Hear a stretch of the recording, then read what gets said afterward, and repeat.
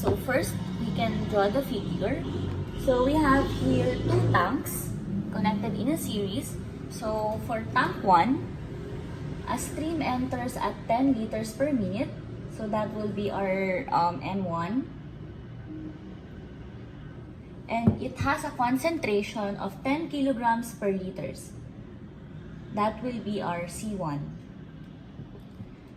Meanwhile, as a stream exits tank 1 and enters directly into tank 2 at the same rate of 10 liters per minute.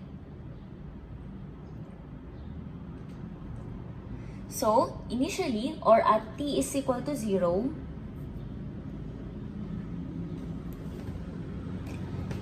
the tank is filled with 300 liters of water.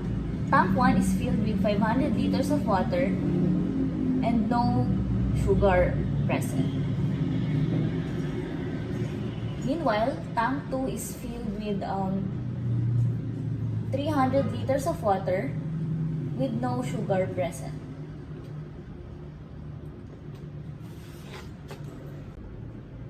So, what we are looking for is the concentrations of tank 2 and tank 3 when t is equal to 10 minutes. So, if these values are the same as C2 or the concentration of the exiting stream from tank 1 and as well as the exiting stream from tank 2 and its concentrations. So, in variable terms, C2, M3, and C3, and so forth. So now, let's solve for tank 1. So, we have here a differential equation wherein the rate of Q with respect to time can be expressed by the values of M1C1 or the entering stream and its difference with the exiting values or M2C2. So, substituting, we will have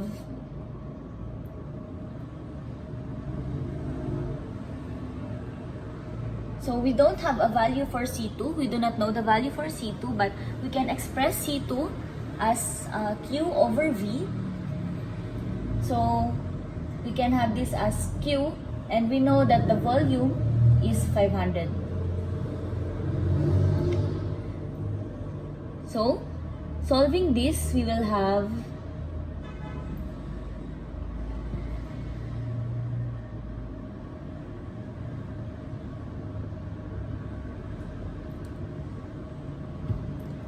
further solving this, we will arrive at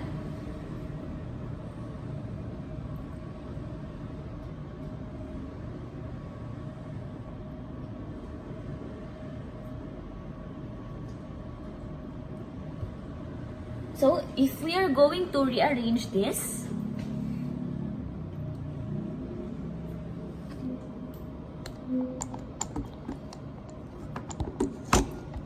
we are going to arrange the resulting equation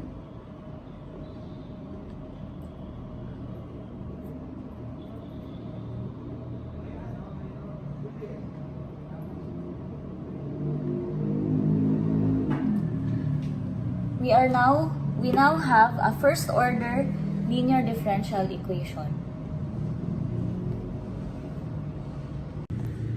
So, we can recall from this first order linear differential equation, from this form, these are the corresponding values.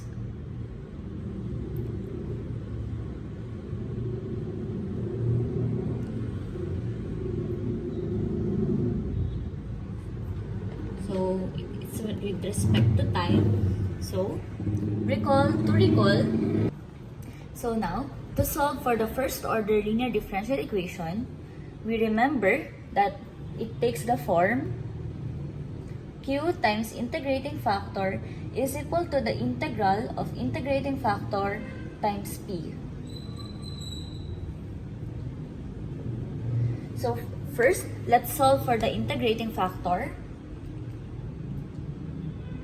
which is e raised to integral of qt.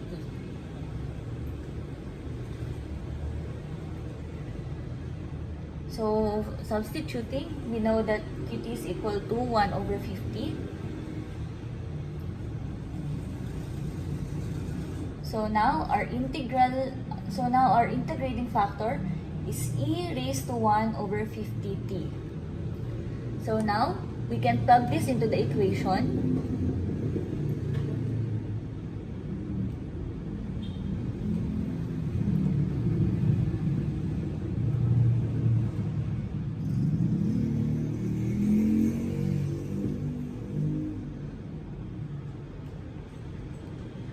Times 100. So, solving for the integral part, solving or integrating this part, so first we take out the constant. Now we can solve for e raised to 1 over 50t, this integral of it. And further solving, we'll have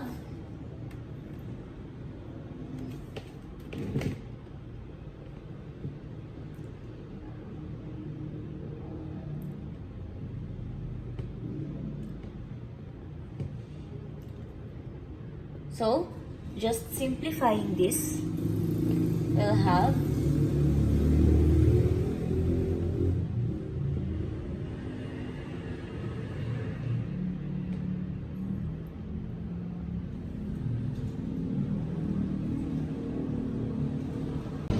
so now let us isolate q and divide both sides of the equation by e raised to 1 over 50.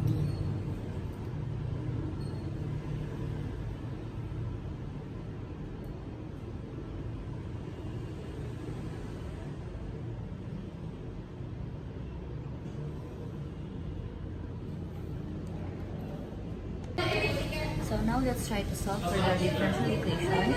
So we can recall we have the equation q is equal to 5,000 plus c e raised to negative 1 over 50. So we can recall that we are given values at t is equal to 0.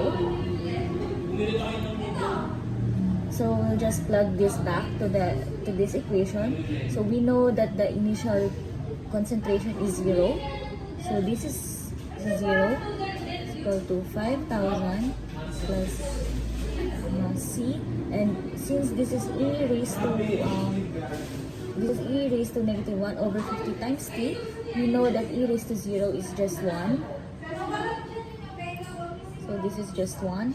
So now we have at t is equal to 0, 5,000 plus c, and now we know that the value of this constant is negative 5,000. So now that we have the value of c,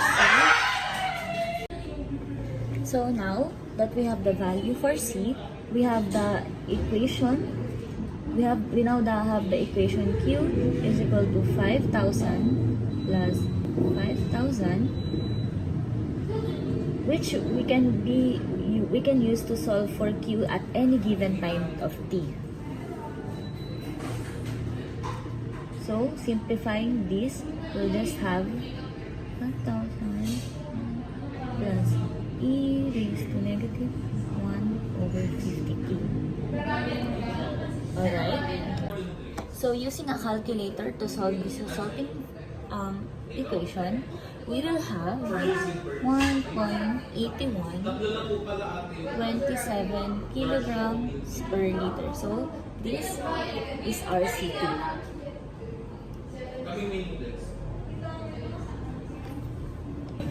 So now let's solve for N3 and C3, which is the rate of the exiting stream from tank 2 and its concentration. So we can recall that the rate, to solve for rate, we can use the differential equation q with respect to time is equal to the difference of the entering and the exiting streams. So this time we are pertaining to tank 2, so these are the values that we will be using. And so we know that M2 is equal to 10 from previously solving in tank 1, we can express C2 as 10 times 1 minus e raised to negative 1 over 50t. So this is the equation for C2 at any given time t minus M3 of C3.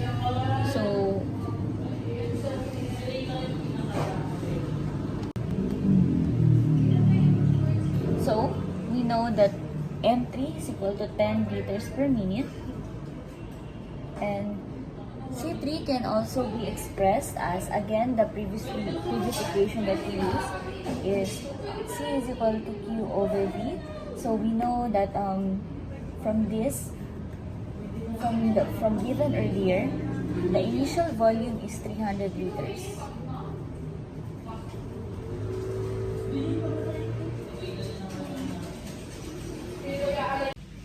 So now let's solve for dq over dt.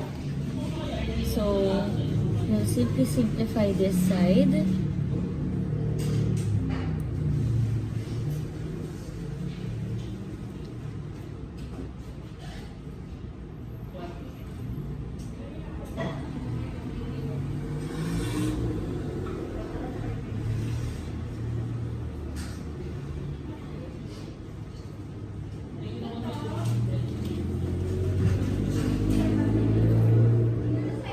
So as you can see, we again have another first order linear differential equation. So we can simply rearrange this for this to look like 1.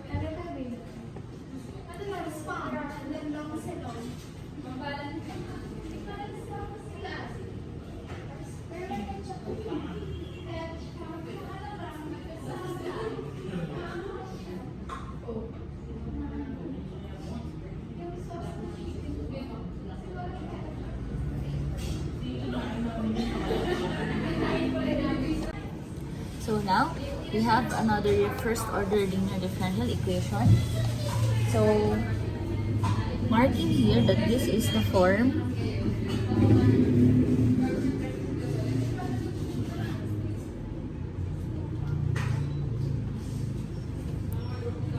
Alright, so now let's solve first for the integrating factor, which is just e raised to qt, integral of qt, which is e raised to 1 over 30, and now our integrating factor is just e raised to 1 over 30t.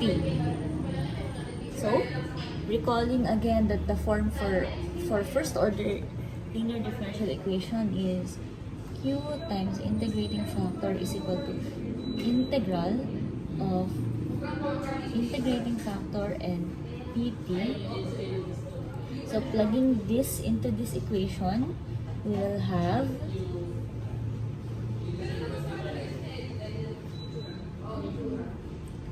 and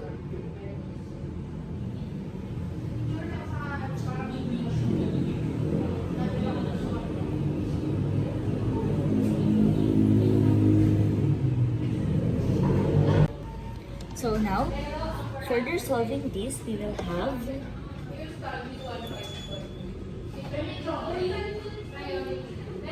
so we'll just isolate the constant.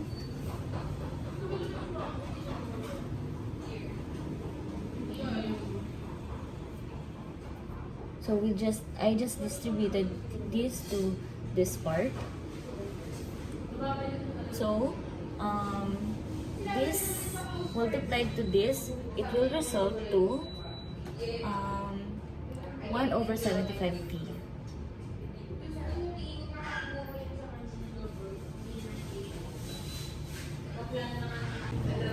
And now, further solving or integrating these parts, we'll now have 100 times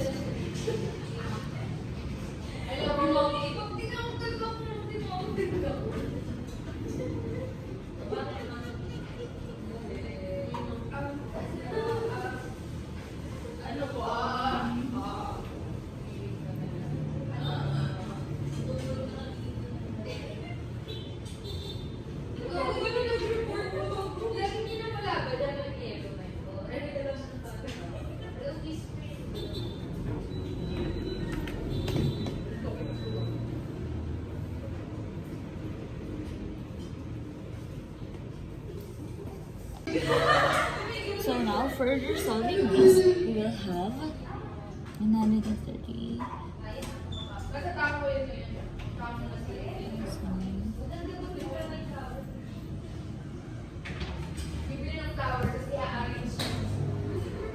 minus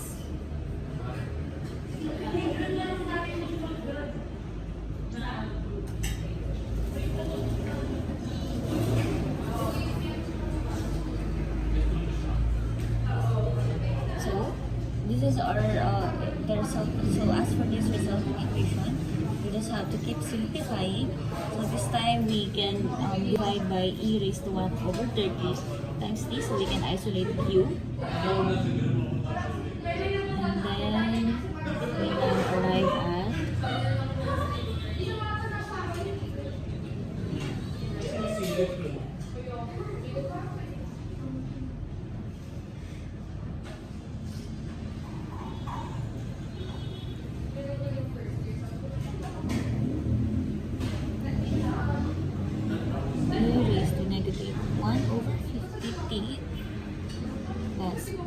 e raised to negative 1 over 30t from dividing both sides by the integrating factor, by this part of the integrating factor.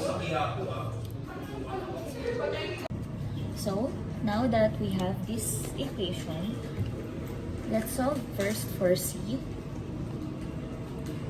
So we know that at t is equal to 0, so at in tank 2, the concentration of sugar is also 0.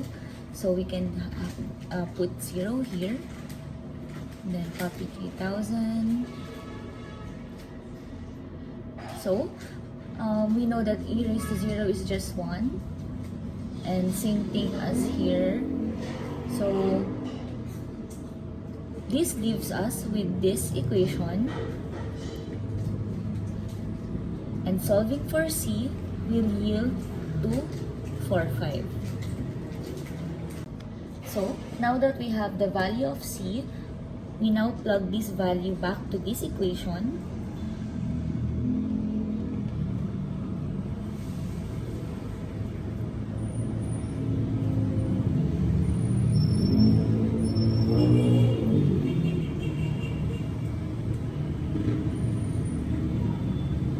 And this will help us solve for any time t.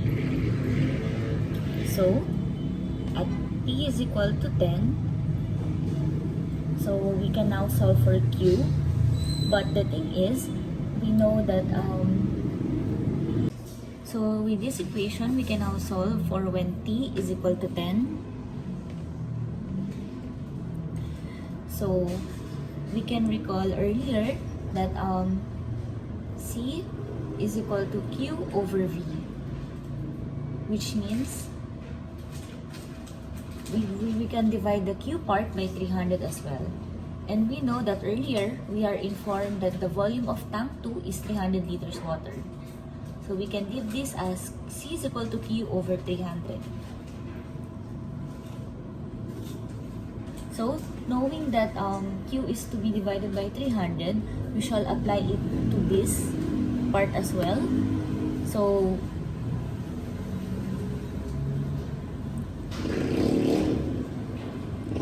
this will yield us 10 minus 75 divided by 300.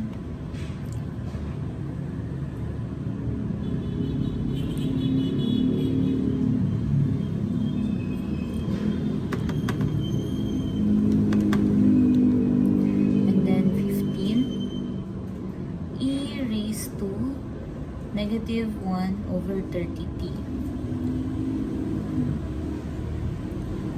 So this shall be c already because this is now converted to solving for c.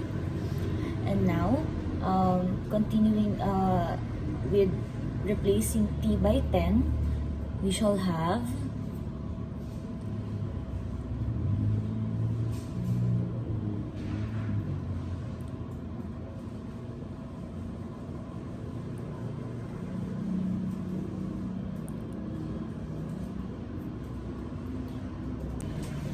So, after solving in the calculator, we have arrived at the value of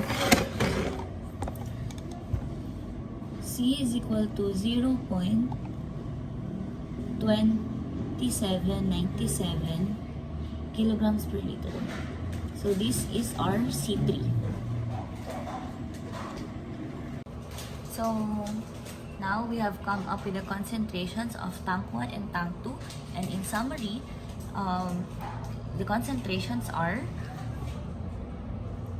C2 is equal to 1.8127 kilograms per liter, and C3 is equal to 0.2797 kilograms per liter.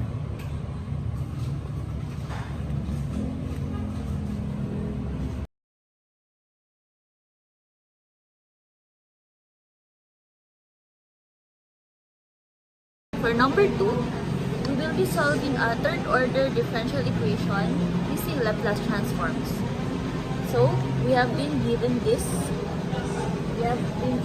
problem, and now we will be solving this using Laplace transforms.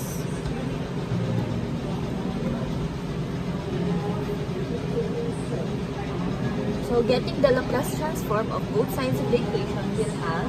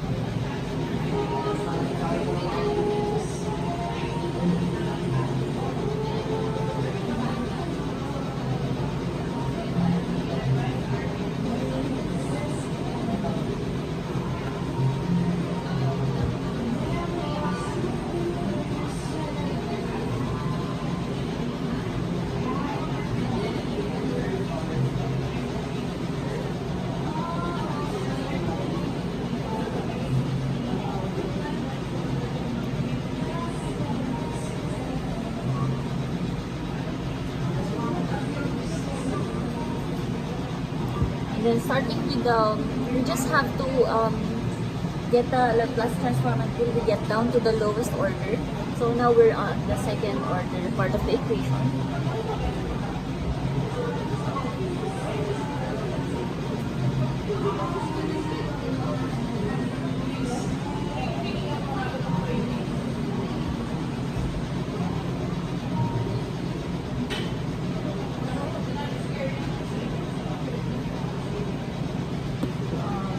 And now we're with the first order part of the equation.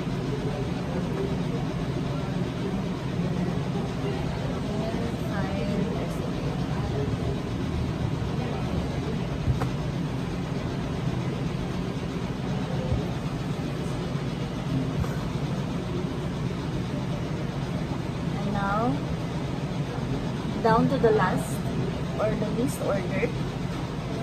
So we have come up with this. So considering the initial conditions given, we can cancel this one. It's just one as pay the S squared part. Then y prime is equal to this is already 0. This is also 0. This is the green. This is 1. And then you can cancel accordingly.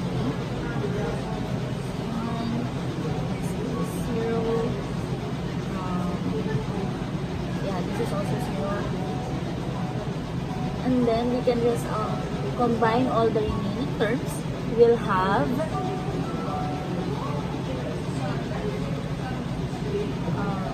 S cubed minus 2s squared minus 5s plus 6. So these are all the parts with the ys.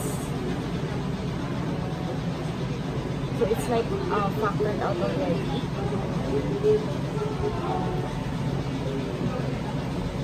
And then this is just like the other simplified parts.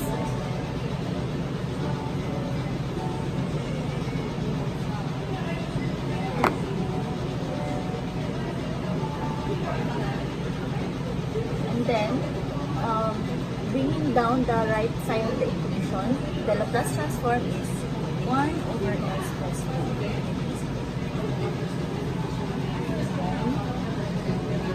And then isolating this part first, you can isolate this part first. So y is cubed minus 2s squared minus 5s plus 6. You can have s squared. You can isolate this part of the equation and transpose. So we have 1s squared 2s minus 5.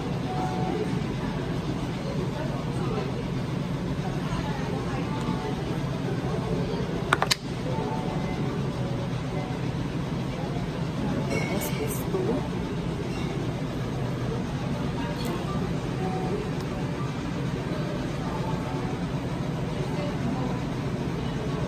And then we can combine this whole into one whole fraction.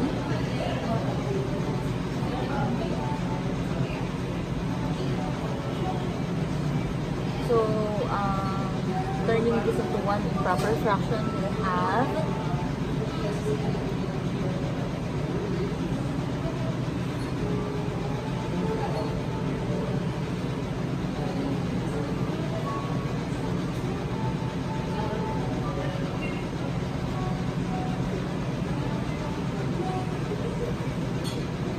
so simplifying this, we will arrive at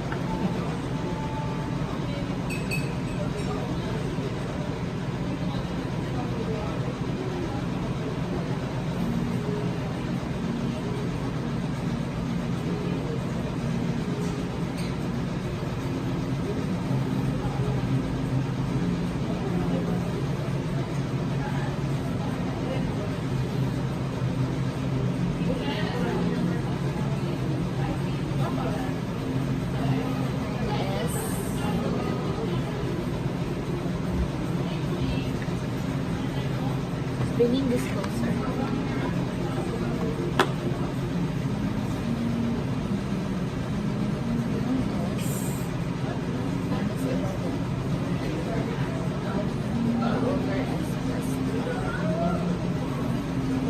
So now,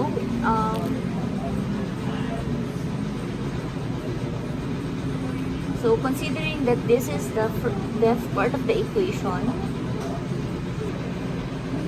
we can factor this part of the equation using synthetic division. So we'll have to rewrite it first. So s cubed minus 2s squared minus 5s 6. We have 1 minus 2, 5, 6. Using 1 first as a factor, we'll have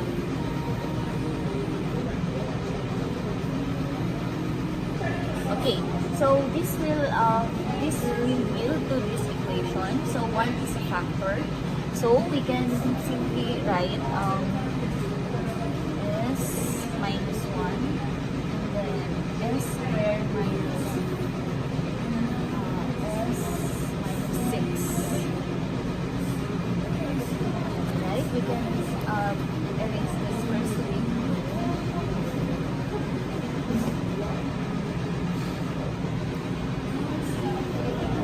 So we can bring this back to the equation. So factoring this further, we'll have s minus 1, factoring s squared minus s minus 6 further, and then we can have s minus 8 and s plus 2. Alright, so now we have this somehow complete factor form. So we can bring this back into the equation.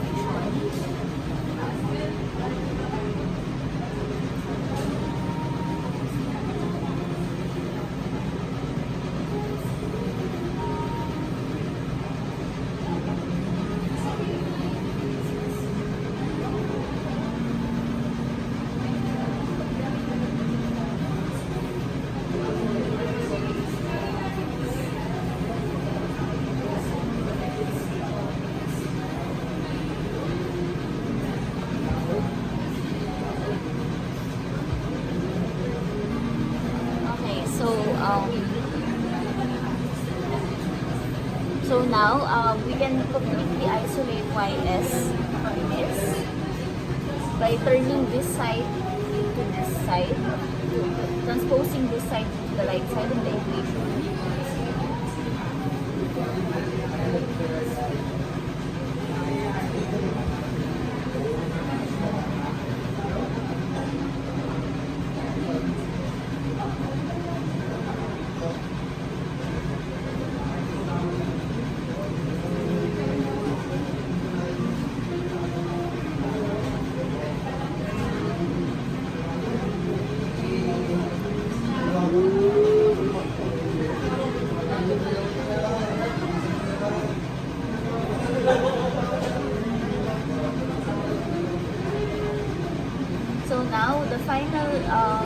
So now what we can do is to decompose this into partial fractions. So with that, we will have the first factor as a over s minus 1, and then b over s minus 3, and then c over s minus s plus 2, and then d over s plus 2 squared.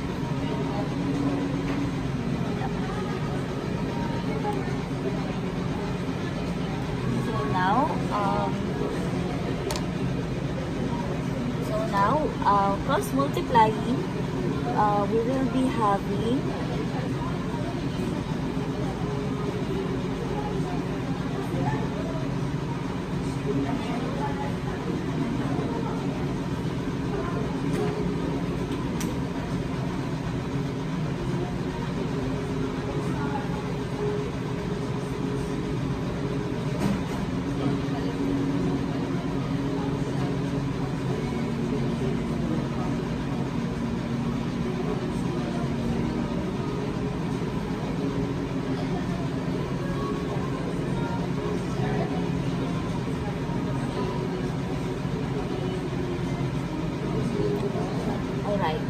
so now what we can do is substitute values of s that will that can zero out each partial fraction. So starting, let's say, with s is equal to 1, we'll have, so substituting s to this part of the equation, we can have negative 19. So this will be negative 19, and then since if we will put 1 on the equations that has s minus 1, it will be zeroed out. The remaining terms will be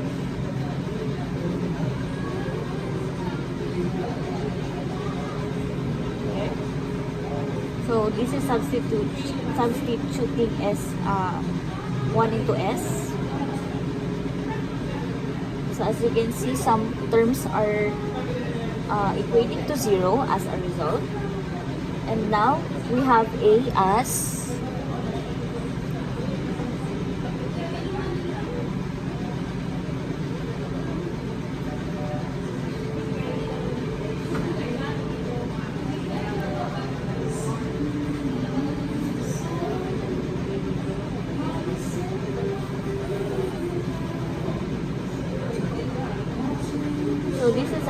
these are all just cancelled, and now a can simply be 19 over 18. So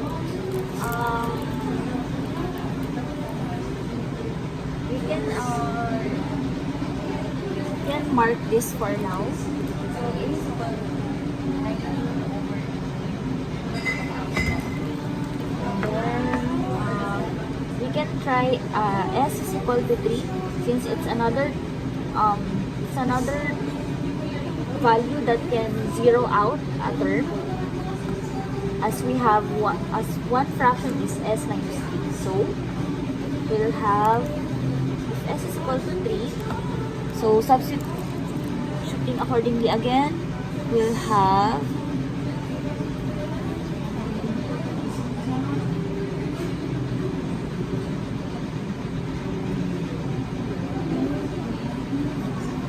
so this will be 0 automatically.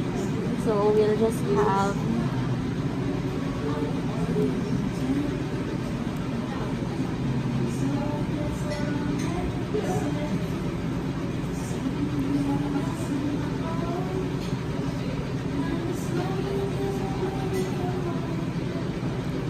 So we can already get B because the C and D are zeroed out as well.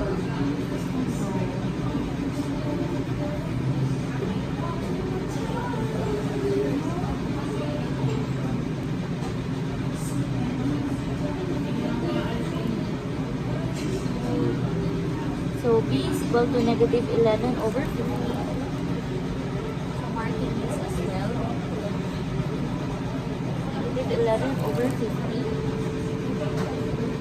So to solve for C and D, we can also use S is equal to 2 since it's another value of S that can zero out one fraction. So for S is equal to 2, we'll have S is equal to negative 2, we'll have 18 minus 11 is equal to, so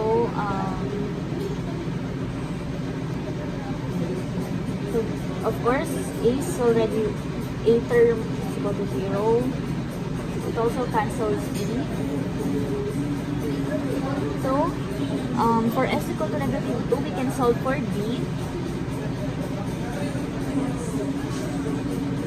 If the S is equal to negative 2, negative 2 minus 1, 2 minus 3, 10 plus minus 11, negative 1, negative 5. So D is equal to negative 1 over 15.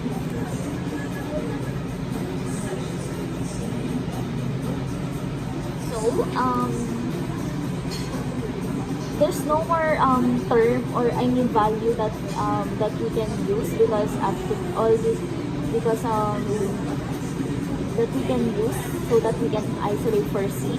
But another method that we can do for solving partial fractions is we can compare based on the coefficients according to the we can compare the degrees and its coefficients. So now another solution is that we can look into this as for example we can look at the terms containing that are of third degree. So for example we have S cubed, so 1. So for example we can use comparing all the terms with S cubed. So this is 1. For the left side of the equation, we have 1. And then on the right side of the equation, we can say that that among these, we have A and B and C as all the equations that are containing S3, that are containing as the coefficients of the terms containing S cubed. So 1 is equal to A plus B plus C because as you can see by the degrees of the terms, they are all 3. And then we can simply input the values we have obtained so far for A and B, which is 19 over 18 and negative 11 over 50. So isolating C, we will have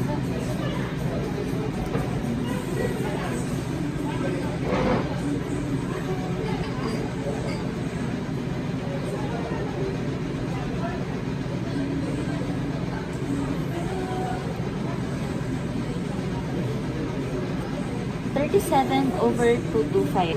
So now that we get the values of the of A, B, C, and D, we can now get the inverse Laplace transform of the equation. So to get that, we can simply rewrite it back to the respective forms. So y s is equal to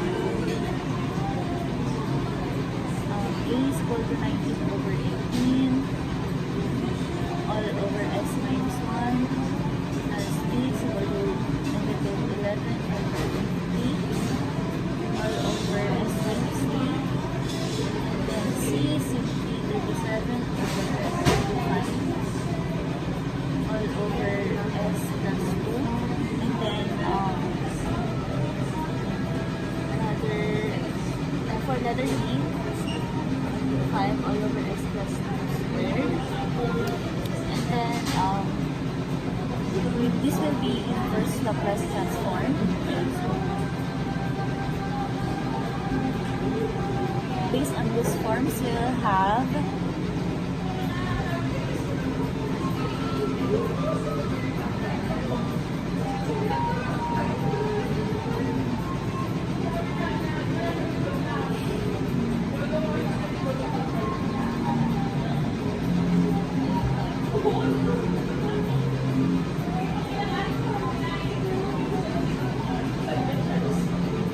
because considering that A is equal to 1,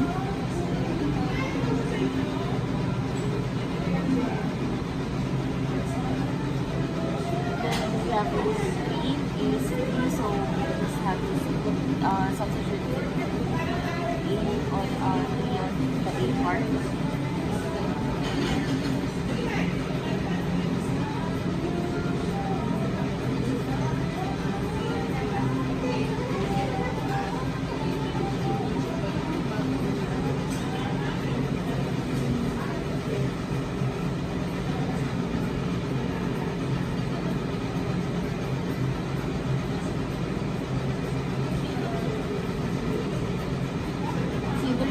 Form here is s plus 2, the form here is s plus 2 squared, so this is the Laplace transform.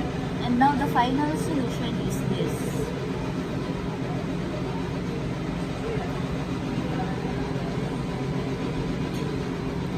Thank you for listening.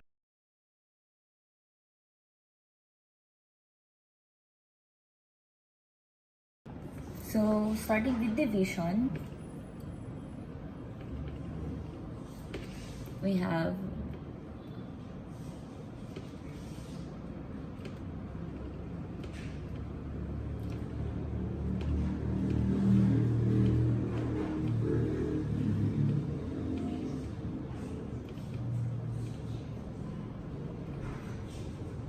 so s cubed, first term divided by the first term, we have 1.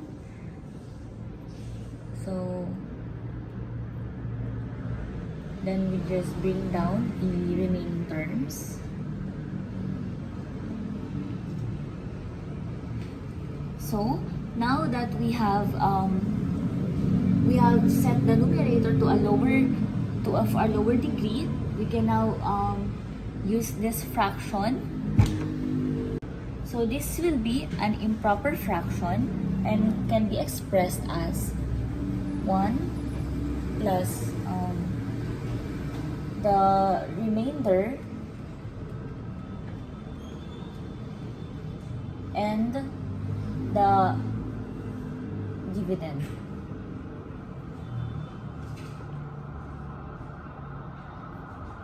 So now this will be our new equation.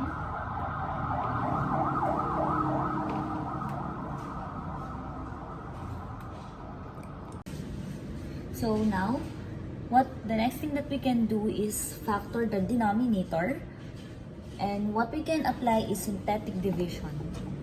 So, s cubed minus 7s plus 6, we simply write the coefficients.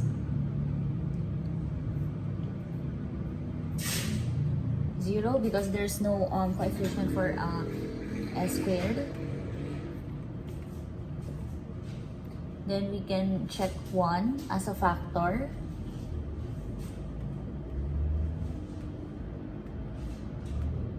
So, indeed 1 is a factor. So, in turn, this will be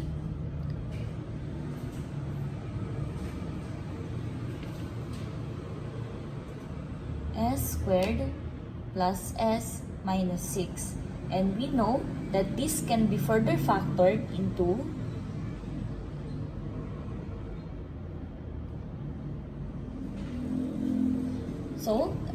term, the factors are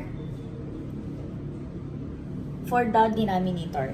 So let's try to rewrite this. So now we can rewrite our given with the new terms that we have, terms or factors that we have acquired. So that would be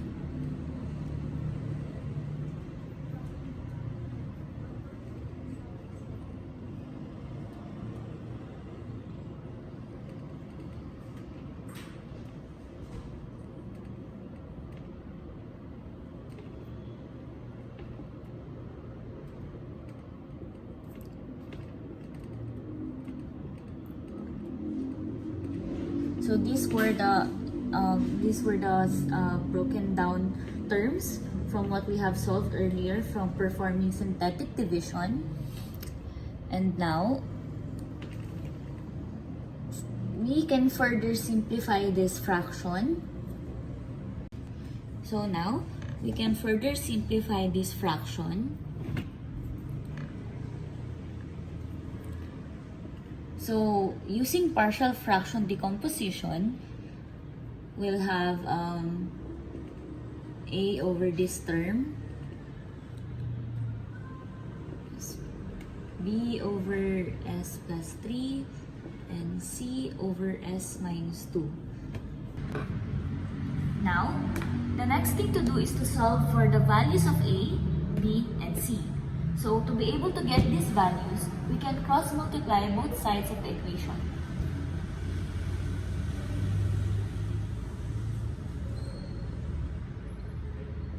So for each term, what happens basically is that the denominator, the term on the denominator gets cancelled. So this will yield to,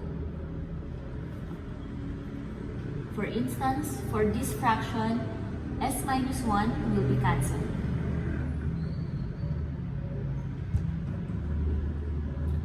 And same for the succeeding fractions as well.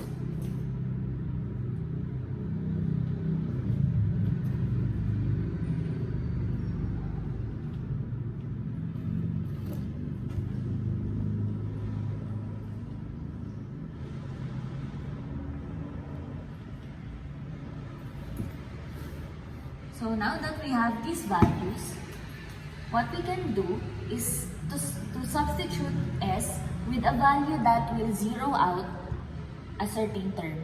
So with that, for example,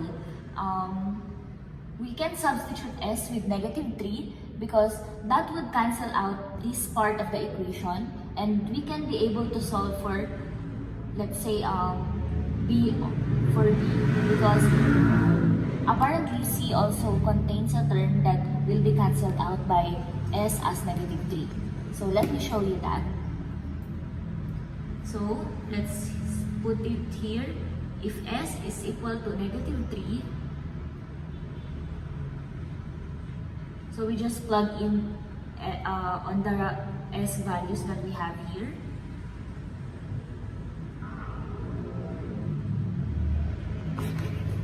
So this will be cancelled out. We can solve for b.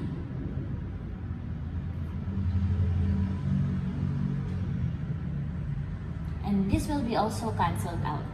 So now, I believe we can solve for b.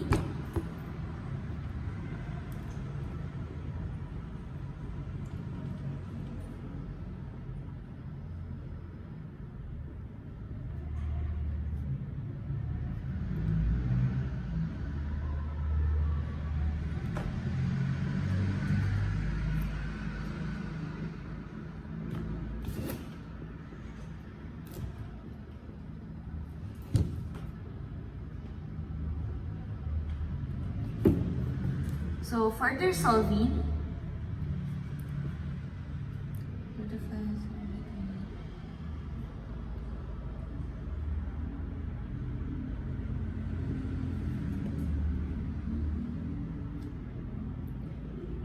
so b is equal to, so now further solving, we will have, so for -45 minus -33, that is 78. So this is 58 over 20. Or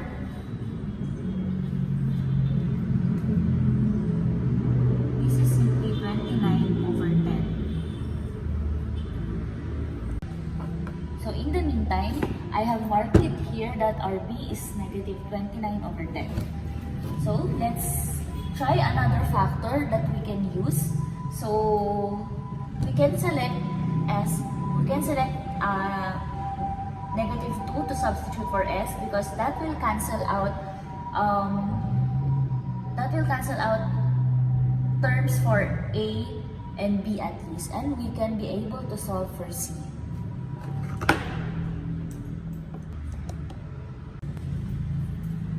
So now, let's try to solve for when S is equal to negative 2. So, as you can see, this plugging in, let's say, negative 2 to this part will eliminate this part and this part as well, and we can be left to solve for C. So, let me show you that as well.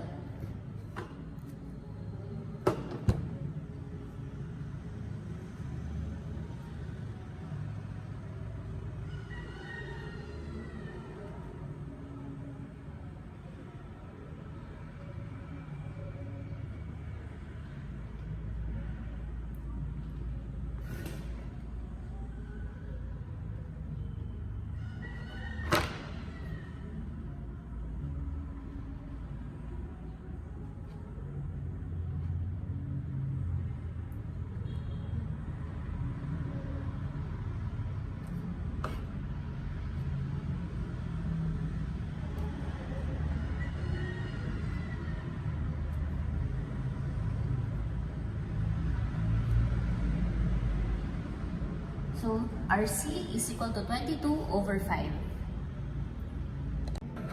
Now, let's try to think of another factor, and this time we can use if S is equal to 1, so we can be able to plug it to this term, and we will be able to left to solve for A.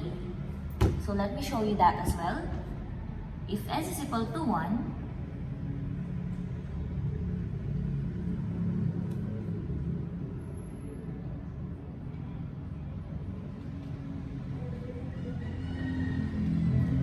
this can cancel out this and this term. So now we can be able to solve for A.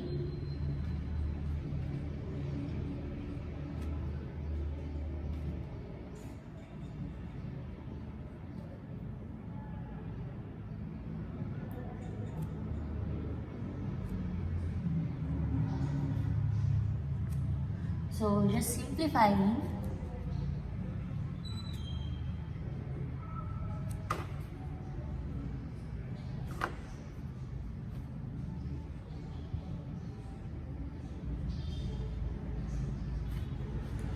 so now our A is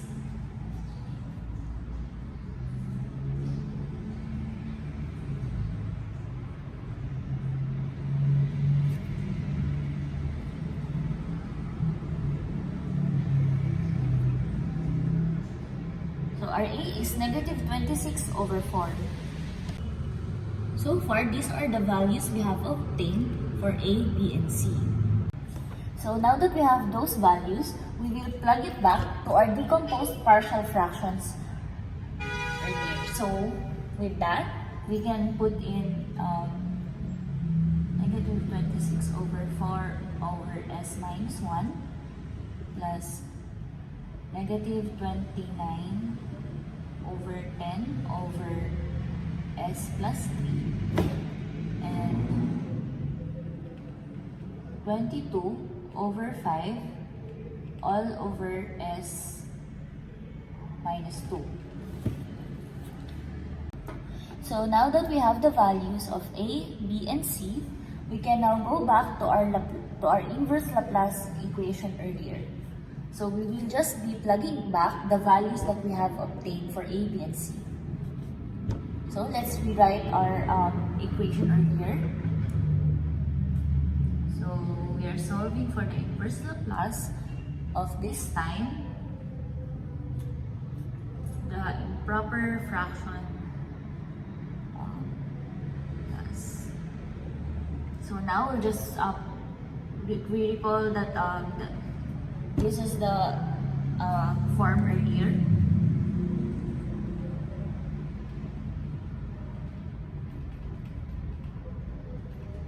So plugging it now,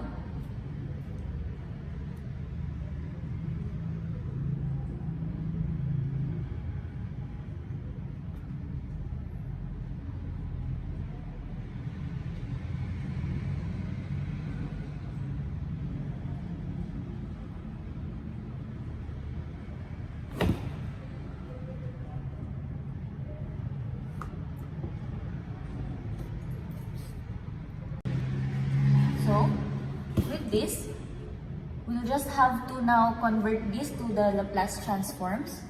So that would yield us to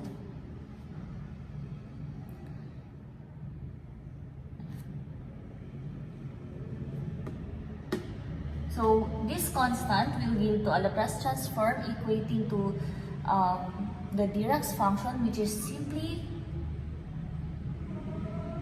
function of s with respect to time.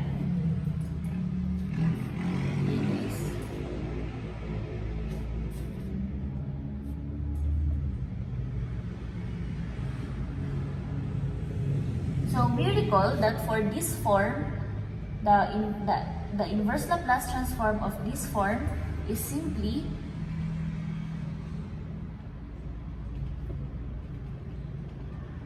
e raised to a t.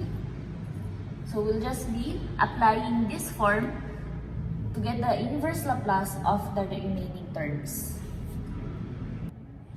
So now, to be able to get the inverse Laplace of the remaining terms, we can recall that an equation of the form 1 over s minus a has an inverse Laplace of e raised to a t.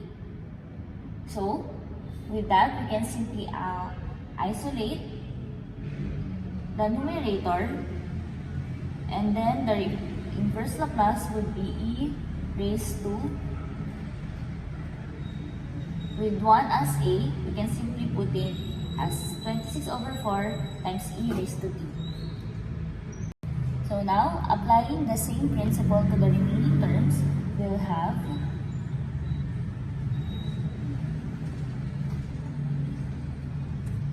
a is equal to 3.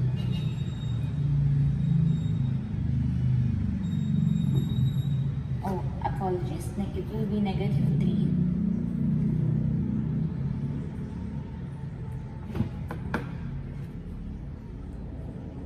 Yeah, there, fix it. And same here with the last term as well.